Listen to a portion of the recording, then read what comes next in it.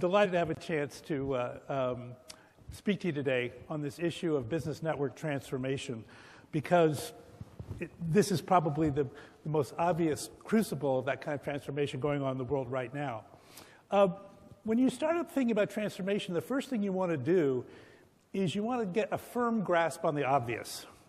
And let's start by saying here are 7 things that are not going to change due to this digital transformation. Because there's the 7 things I think that bring us together in this room. The first is human beings need symbols from which to construct their identity. We are symbolic creatures. That is the essence of our intellectual and emotional and cultural life. Media and branded CPG, which are the 2 funding elements here, are the major sources of those images and those symbols. That's not going to change. Brands, in order to make their money, need to capture the attention of individuals to participate in this thing, and media has a proven ability to capture that attention, and advertising has a proven ability to convert attention into brand engagement and sales transactions. That's what makes the consumer economy work. That's not changing. And brands are happy to pay for those services, and consumers are willing to pay a premium for brand promises that engage their identities, that they desire or they admire. Okay? So if you take all that together, the consumer economy, the above-the-line, the whole participation in the nuances of being human, none of that has changed. That is a permanent part of the human condition. So our reason for being has not changed. What has changed is the mechanisms and the media by which we engage in that exchange with human beings.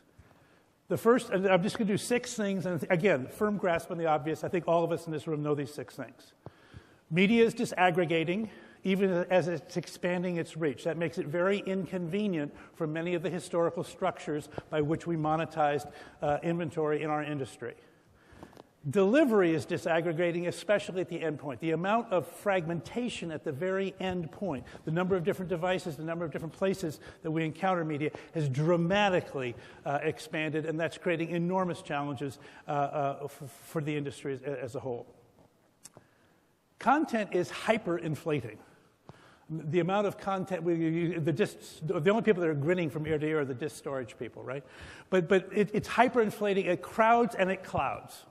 And that's a problem, not so much for this industry, it's a problem for the consumer. And we're going to have to go through a sorting process as a culture to figure out how do we get the signal-to-noise ratio back to a level that feels right, to people, feels right for creating the kinds of moods and experiences that we want to communicate. Social is reaggregating, so we're watching the likes of Facebook do that, but there's new rules of engagement, and even Facebook doesn't know those rules, as it demonstrates about twice a year. And you know, that's just part of being a startup, right?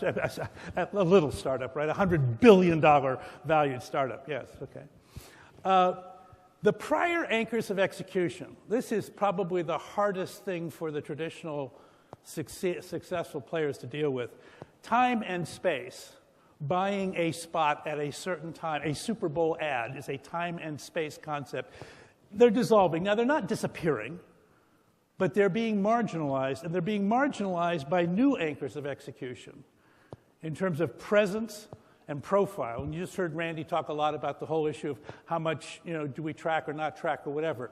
But as you guys are going to try to educate the world, I want to be profiled in the context of making advertising more successful for me. But the presence and profile, we're just not set up to do that. I mean, we can do it technically. We can't do it at scale, and our industry is not organized around the economics of presence and profile. So this is what's causing business networks to transform.